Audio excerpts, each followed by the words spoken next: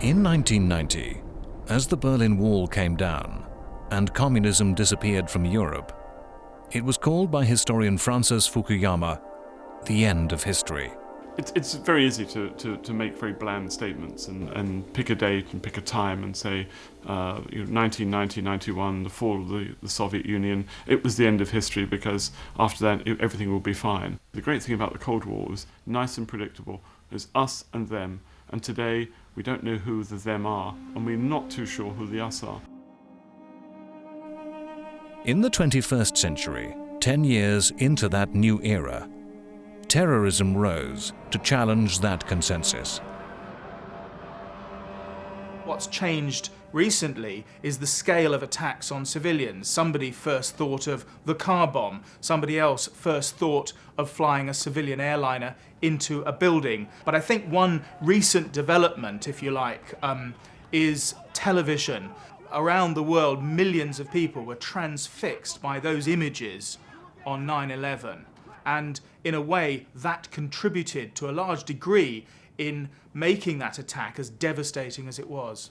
Doing it is its own reward. Just the fact that you can destroy the World Trade Center is a blow struck back against the oppressors. It's not a means to an end, it is the end. That's very well.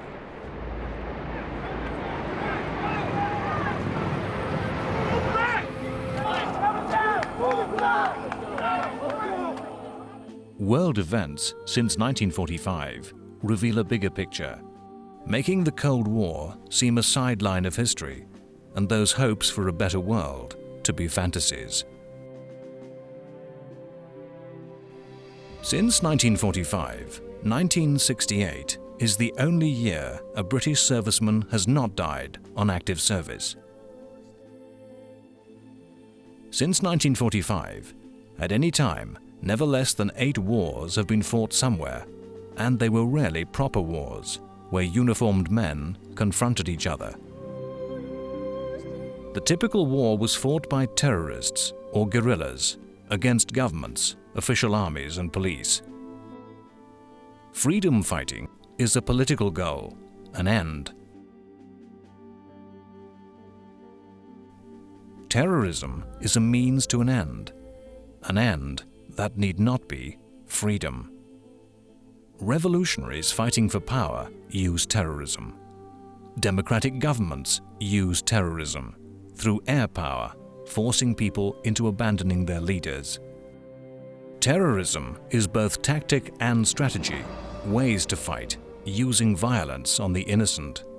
Terrorism is psychological warfare, paralyzing hearts and minds, hypnotizing with fear. Terrorism is actually quite simple, and we shouldn't get confused. Terrorism is a tactic. It's a tactic that can be used by states against their own people. If you go back to the French Revolution, look in the Oxford English Dictionary, it tells you. Terrorism is the use of political force against civilians or innocent parties for political purposes, first used by the French and then used by many states since.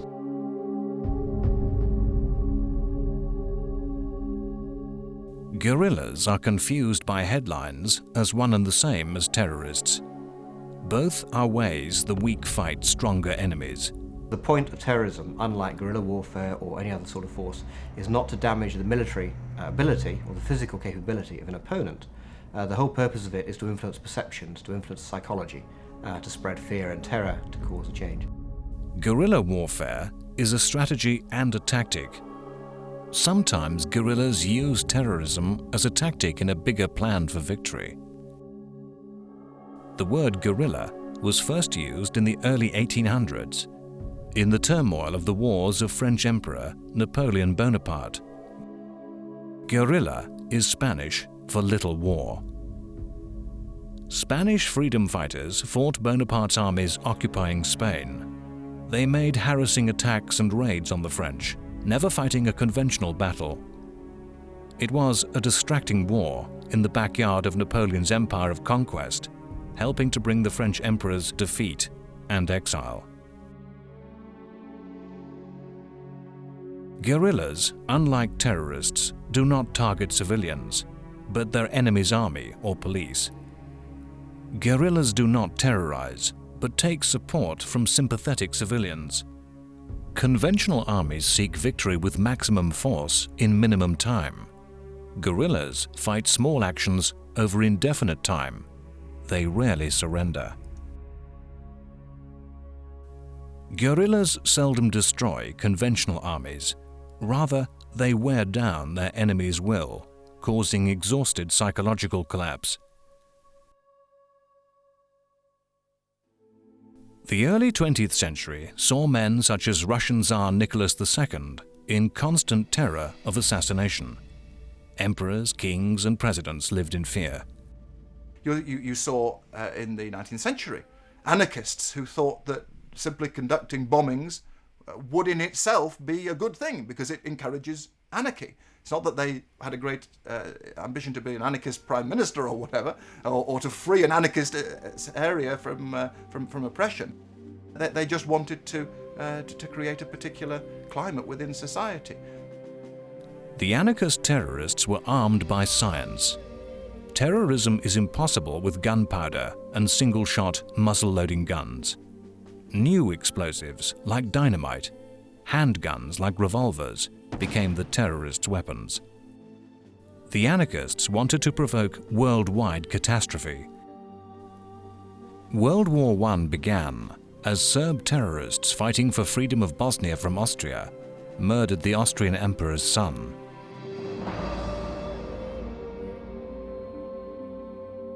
In that Great War, many pre-war powers were destroyed, most dramatically, Imperial Russia. Before Russia's revolution, to join Lenin's Bolshevik Party was to be wanted by the secret police. Bolsheviks organized in tiny secret cells, where one member knew only a few others. This became the model for future underground armies, used even today by Al-Qaeda.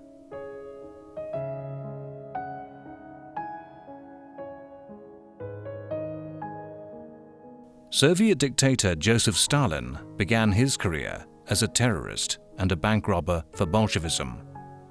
Terrorists often use crime to pay for their operations. This works both ways. You need three things to win a war: money, money, and more money. One of the places that you get money from is robbing banks and organized crime and drugs.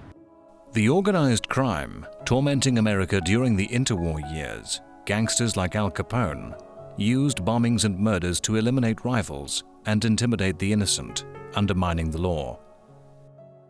For a terrorist organization to move in on organized crime and siphon off a lot of the money, or even be the organized crime itself, is terribly, terribly effective. Today, South American drug cartels use assassination and bombing to undermine governments. Islamic terrorists control heroin production. As gangsters fought in America, China's government, led by Chiang Kai-shek, fought civil war with communist revolutionaries. Japan invaded, wanting to gain from the chaos, and one of the great thinkers of warfare emerged, 20th century icon Mao Zedong. Chinese government and Japanese empire would be defeated in guerrilla war by Mao.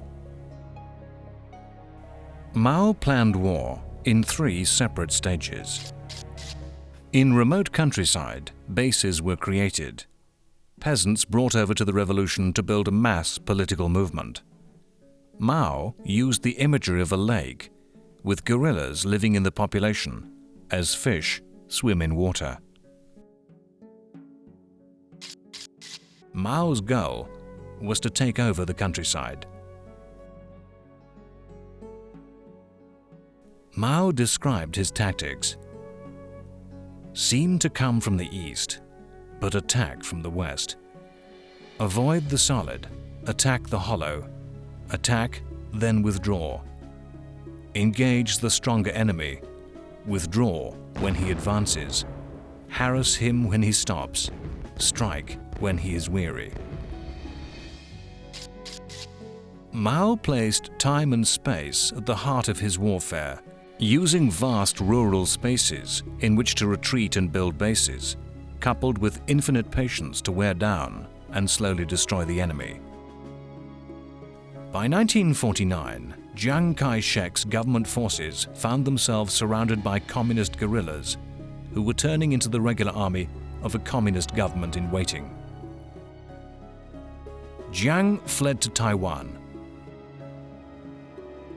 China became the Communist People's Republic. Mao's theories were presented to the world as a science, a formula for winning political power. But warfare is often called an art. No two battles alike, no two wars the same. Proving warfare an art, different countries have made for different ways of fighting. Middle East history is a tangle of broken promises and a scramble for land. In the 1930s and 1940s, the tiny land of Palestine, then British-ruled, saw a campaign of terror. Arabs believed Jewish immigration an invasion.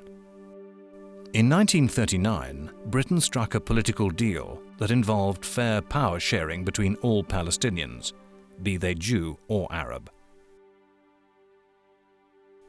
In 1944, Jewish terrorist groups Irgun and Stern fought to destroy that compromise, drive Britain out, and terrorize Arab Palestinians. The military strategy involved a variety of acts. For example, the bombing of economic targets. It involved the killings of British soldiers. It involved bombing of the King David Hotel. They bombed the Haifa oil refinery. This is Movietone. Lionel Gamlin reporting. News from Palestine includes these scenes of the oil fire at Haifa. After a number of explosions caused by terrorists, fire broke out in the oil zone, where a number of storage tanks blazed up and continued to burn furiously for days. So it involved those sorts of tactics designed, first of all, to give the impression that Palestine was ungovernable. It was to raise the cost to Britain of staying. It was also designed to provoke an overreaction on the part of the British government, and that fell in with the second strand of their strategy, which was political. And the aim of the political dimension of the strategy was to continue the alienation of the bulk of the Jewish population in Palestine from the British administration, and also to help bring international pressure, particularly American pressure, to bear on Britain. So forcing Britain to engage in ever more robust security responses, for example, reduced to implementing a form of martial law, engaging in floggings, and also the execution of members of these organisations. Doing that alienated whatever middle ground was favourable to compromise in Palestine itself, and of course brought enormous condemnation. Britain abandoned Palestine and Israel was created. A cycle of violence began as Arabs founded guerrilla movements. Mao Zedong advised Arabs to follow his strategy and was told he knew nothing of geography. Small, crowded Palestine has no room for remote mountain or forest guerrilla hideouts. Simple terrorism became the tactic in the Palestinian war against Israel, and it remains so. It was in Vietnam that Mao's ideas wrote one of the most important chapters of history. Vietnamese nationalists, the Viet Minh, had fought successfully against Japan, liberating Vietnam. Vietnam was a French colony. In 1945, France broke promises of independence and restored the old order. The Viet Minh began a new war. France fought endless countryside operations against guerrillas who attacked, then melted away before French counterattacks. Rural Vietnam became enemy-occupied territory for the French, who retreated behind heavy fortifications. Roads became unsafe. France came to depend on parachute drops of men and supplies. China gave the Viet Minh safe bases. In 1954, at Dien Bien Phu, the Viet Minh moved from guerrilla attacks to conventional war. France built a powerful fort which they believed the Viet Minh would attack and be destroyed. Instead, the French found they were fighting not small guerrilla gangs, but regiments of determined infantry who suddenly had heavy weapons. Communist General Giap brought artillery, dismantled and carried piece by piece through mountain jungle, and poured shells onto the French, preventing planes landing on Dien Bien Phu's airstrip. 15,000 French were surrounded and defeated. Generally speaking, the French lost because they were applying traditional imperial policing approaches, which focused very much on a military response and an administrative economic response. And the Viet Minh recognised that this actually was a total war in the national struggle. And there was virtually nothing the French could offer in a political sense which was going to match the appeal of independence. It is too simple to explain Viet Minh victory through cunning genius. There was the factor of determined political will. The communists paid with blood, sacrificing lives in a way France simply could not. French soldiers described waves of Viet Minh charges, of firing and killing until all ammunition was gone, only to see more attacks sweep across carpets of communist dead. The French will to fight collapsed. Vietnam split into Communist North and non-Communist South, and the war continued. Southern Vietnam came under attack and was defended by America. The Viet Minh would become Viet Cong. Where history meets myth, believers in revolution describe guerrilla victory as inevitable and irresistible. In fact, Vietnam stands against many guerrilla defeats.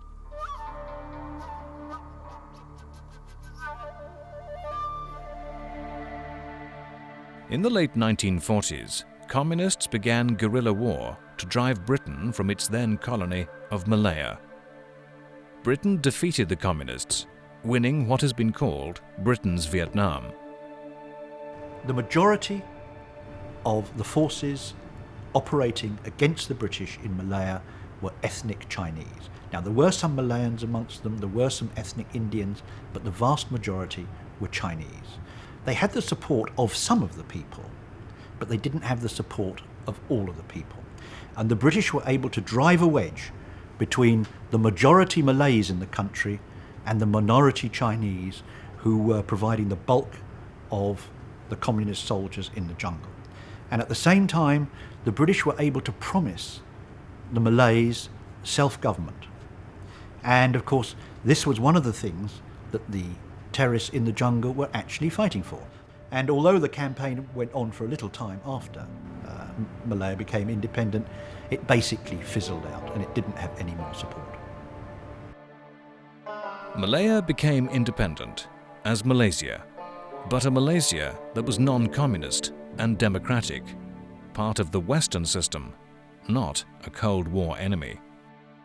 In 1952, guerrilla war began in Britain's African colony of Kenya, where white settlers wanted to swim against history and resist independence. The rebel movement was called the Mau Mau, and they mixed ideas of revolutionary war with a dark, older Africa. Terrifying initiation rituals used African magic. There were horrifying slaughters. The Mau Mau aimed to terrorize the black population into obedience and drive Europeans from Kenya. Britain manipulated the fact that most Mau Mau were from Kenya's Kikuyu people, and the war was as much a fight for power among the black population as liberation. And they used force. 10,000 Mau Mau were killed. The British tracked down Mau Mau terrorists and eliminated them. And these are pretty revolutionary tactics for counter-insurgency operations, and they were highly successful, and they accounted for a very, very large number of Mau Mau. So the Mau Mau were militarily defeated on the ground, But also at the same time, the British were intelligent enough to start making noises about giving Kenya independence, and that the British weren't going to be there forever. And the moment you do that, you take almost 90% of the steam out of the situation, and you start to win. Kenya became independent, so the Mau Mau achieved their goal. But Kenya did not dissolve into revolution. It became one of the more stable African countries. Palestine, Malaya and Kenya are just 3 chapters in the long British story of fighting in the shadowland of war, where enemy and civilian smeared together to oppose soldiers who themselves smeared with police. In Cyprus, Aden, Indonesia and Guyana, Britain fought to become the most experienced and skilled opponent of the guerrilla and terrorist.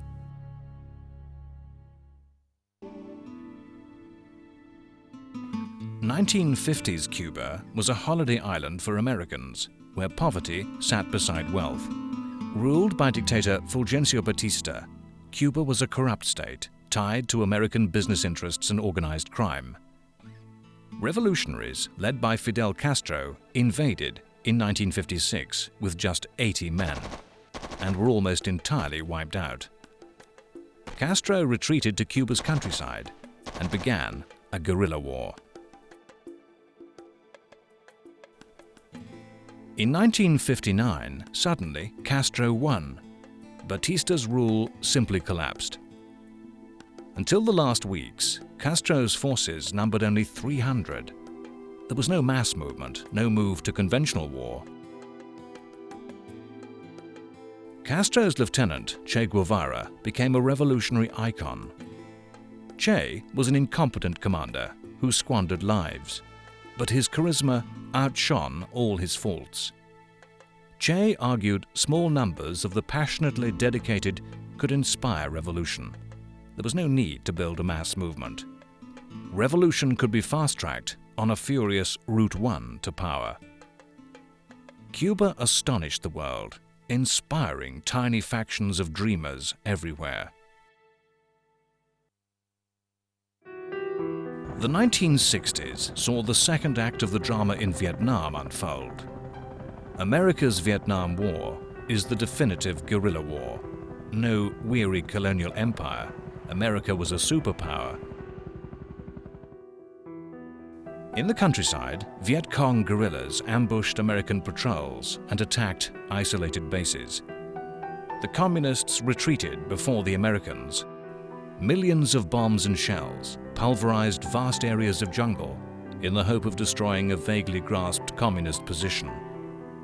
The communists aimed, as before, to control the countryside, becoming the effective government in rural South Vietnam. There were terrorist murders and bombings in South Vietnam cities. Southern government officials lived in fear for their families. America used its arsenal of high technology. Successive battles were measured in reports, borrowing from business management theory.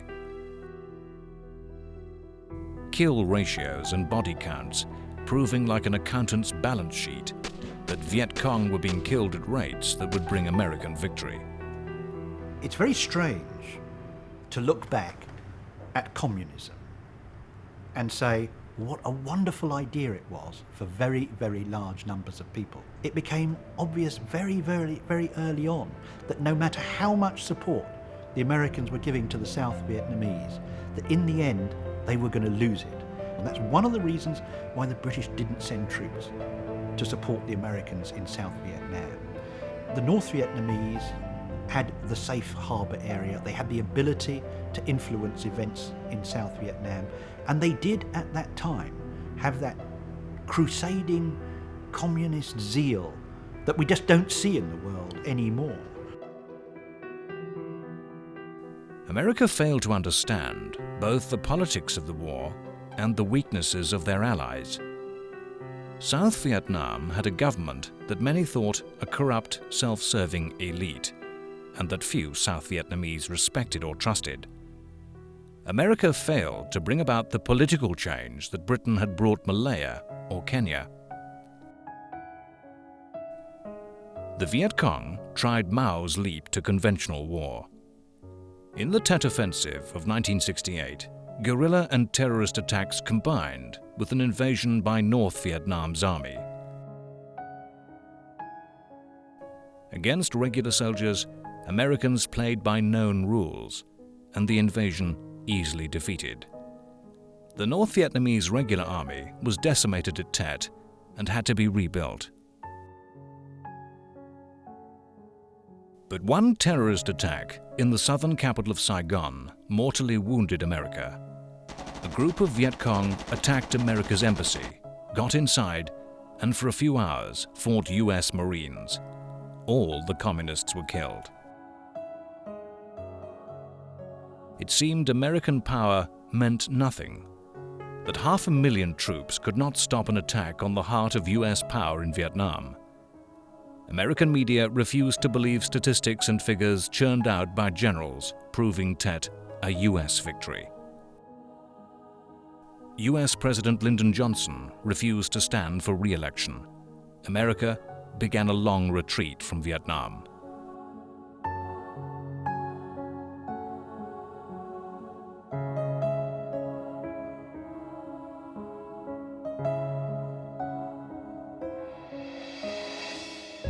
Despite appearances, America had not unleashed its full strength. America had not invaded North Vietnam, nor thrown its full air support against northern cities. The Vietnam War ended to the Mao Zedong formula, with conventional warfare, as North Vietnam's rebuilt army rolled its tanks into Saigon.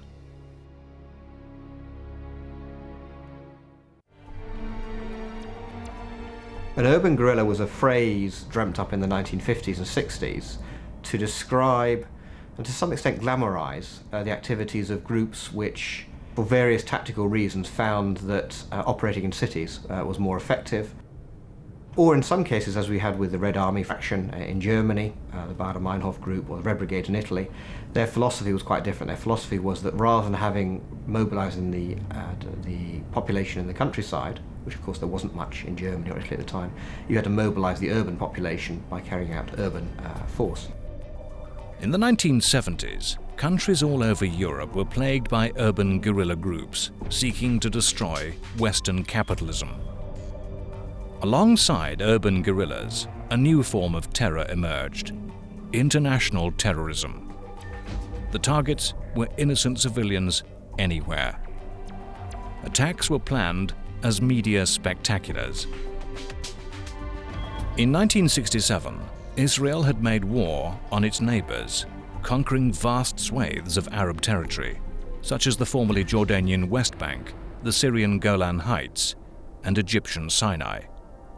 It was now difficult for Arab guerrillas to mount cross-border raids from bases in those countries. The PLO, the Palestinian Liberation Organization, turned to international terror, attacking anywhere in the world using the new technology of cheap mass air travel. The PLO attacked airliners and blew them up before the world's cameras. At the 1972 Olympics in Munich, Germany, one PLO faction, Black September, murdered Israeli athletes. In the 1960s, guerrilla war was tied to revolution. As history unfolded, the methods of the guerrilla and terrorist were used in conflicts little to do with revolutionary politics and were part of older histories, such as the divisions caused by religion and history in Ireland. In the 1960s, the spirit of the age of protest infected Ireland. Northern Ireland was semi-independent of Britain and allowed to control much of its own affairs. It had its own Prime Minister. Northern Ireland's Protestant-dominated government discriminated against Catholics who were denied the better jobs, were often compelled to live in the poorest housing, and denied access to political power. In the 1960s began a protest movement to demand full civil rights for Catholics. This provoked a violent reaction from Protestant extremists, fired by religious hatred, who wanted not the slightest of concessions. Northern Ireland erupted in violence. It was a strategy of minimum force. It was always a strategy of trying to isolate the IRA from the population. And it was always a strategy of the military operating in support of the civil power, which was the Royal Ulster Constabulary. The British were very successful over a period of years in grinding the IRA down slowly but surely, and invested an enormous amount of money, an enormous amount of effort into actually doing that. But by 1973, 1974, I think they'd got their act together in quite a big way, especially in the intelligence-led side of operations, and very, very clever patrolling on the street. The British probably are the world's best terrorist fighters, but the IRA at the time were probably the world's best terrorist organisation. So you had, you had two organisations who were at the top of their own particular Premier Leagues, battling it out with each other. The IRA exacted a steady price in the lives of soldiers and police. It took over the drugs trade. It terrorized businesses with extortion. To fight the IRA, Britain used all the skills it learnt in its little wars. When the IRA presented a target, Britain used its special forces with severity. The British evolved a sophisticated strategy, treating Irish terrorists as criminals. With networks of informers and undercover intelligence gathering, and coupled the use of force with political reform, removing the grievances of the Catholic population.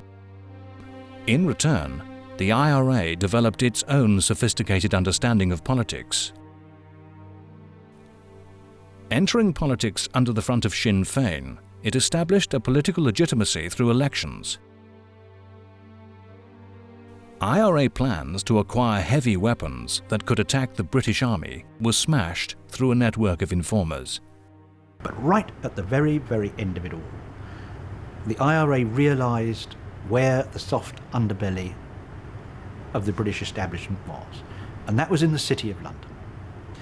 And when they had exploded a bomb in the City of London, which even conservative estimates suggest cost us over £1 billion, the British government then had no option but to start talking to them. Because if this carried on, they could easily have destroyed serious part of the British economic base. The annual price of a few soldiers' lives that Britain could afford was replaced by a bill of billions of pounds in lost revenue that was too high. The war in Ireland has been called a high-scoring draw, with the IRA frustrated by clever British intelligence work that made terror operations fraught with difficulties.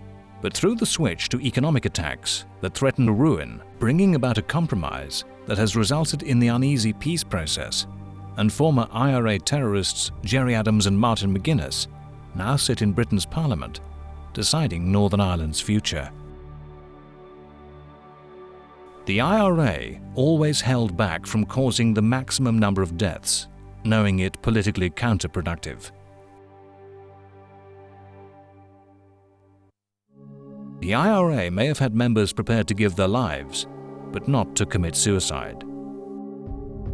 I think this is one of the problems that security agencies are facing with an organisation like Al-Qaeda, because the IRA and a lot of other terrorist organisations, or organisations that were labelled as terrorist organisations, went for military targets or tended to give warnings, and they also wanted to get themselves out of the way before the bomb went off. What you're now getting, of course, which is very worrying, is the move from relatively rational terrorism of the kind pursued by the IRA, for example, where they would restrain themselves.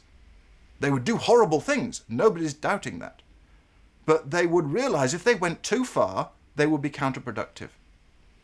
The problem with Al-Qaeda is that they have no respect for their own lives. Their idea is to kill as many people, and they glory in dying themselves in that attack, and that makes it very, very much harder to cope with and to counter.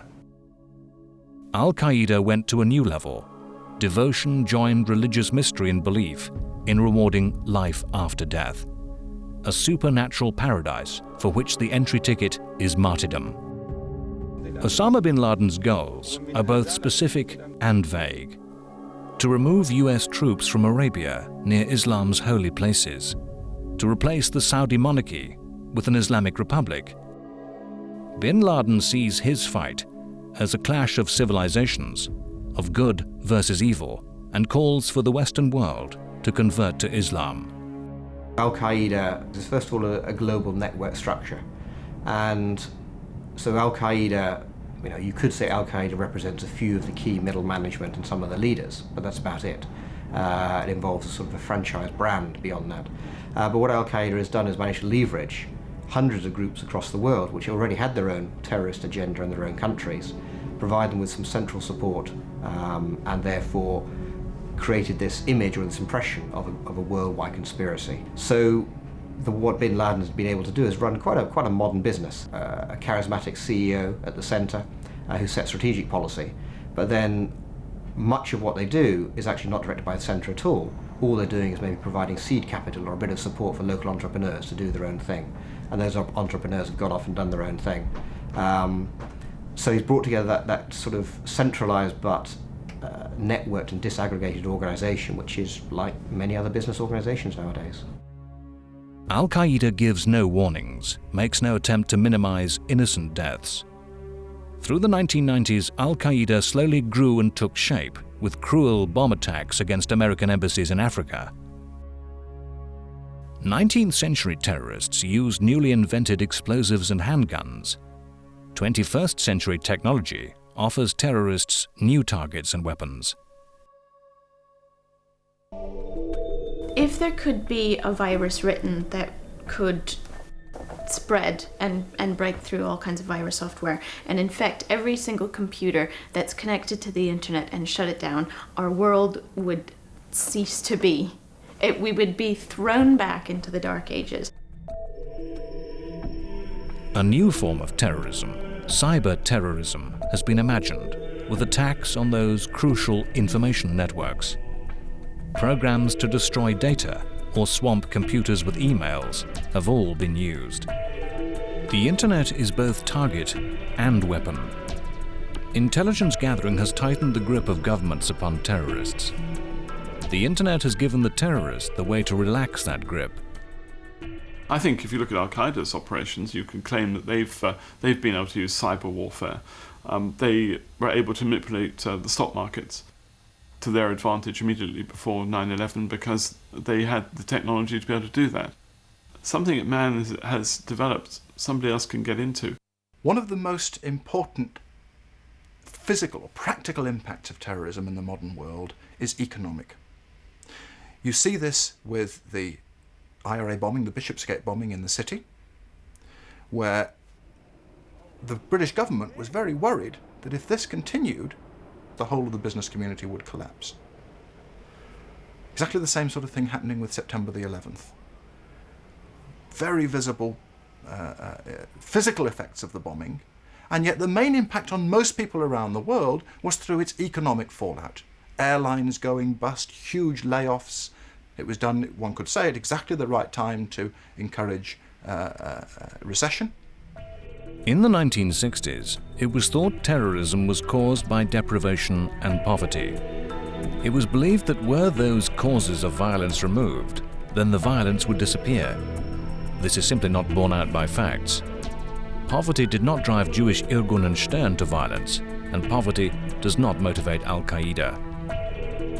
Others attempt to argue that terrorism is a form of madness.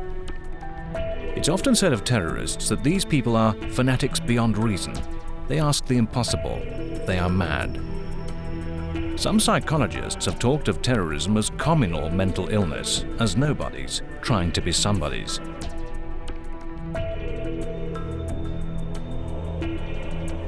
The urban guerrillas of the 1970s were often mentally unstable and addicted to drugs, brain damaged in childhood, and would murder each other in paranoid delusions of betrayal. Many, like Bader and Meinhof, committed suicide in prison. Terrorism is still explained as madness. Americans have in many ways forgotten who and where they were on September the 10th, 2001. It is as if the 1995 attack in Oklahoma City was wiped from memory. A huge bomb exploded, planted by men calling themselves American patriots. America chose to see it as an act of the criminally insane. To surf the internet, exploring the beliefs driving Timothy McVeigh, executed for the murder of 169 men, women, and children in Oklahoma, is to encounter a cyber landscape of insane conspiracy theory, where foreign armies and concentration camps are hidden inside America, and sinister black helicopters fly by night, and microscopic machines are injected into humans for mind control, with secret messages in road signs and plots to take over America by an alliance of Jews, Jesuits, Satanists, and a secret black pope. Most of the conspiracy theories on the internet have to do with the American government. According to the people that write conspiracy theories, the American government is actually responsible for everything that has ever happened that's bad in the world. George Bush is responsible for 9/11, according to the conspiracy theorists. Other thinkers argue that only organized states, proper governments, can fight wars, and that terrorists and guerrillas are really ever only the agents of one state attacking another, and all terror is really state-sponsored. So it is that American troops invaded Afghanistan to attack Al-Qaeda. At one extreme, some people say it just takes one crazy to conduct a bomb that they can make in their backyard. They can grow some germs, for example, in their kitchen, and then they can cause a tremendous atrocity. At the other extreme are those who say all terrorism must be state-sponsored somewhere, and there's some state that's giving aid and comfort to these people. As usual, I'm afraid, the reality lies somewhere in between those two. It's possible for groups with no state support, nevertheless, to be able to organise themselves sufficiently and conduct those sorts of actions.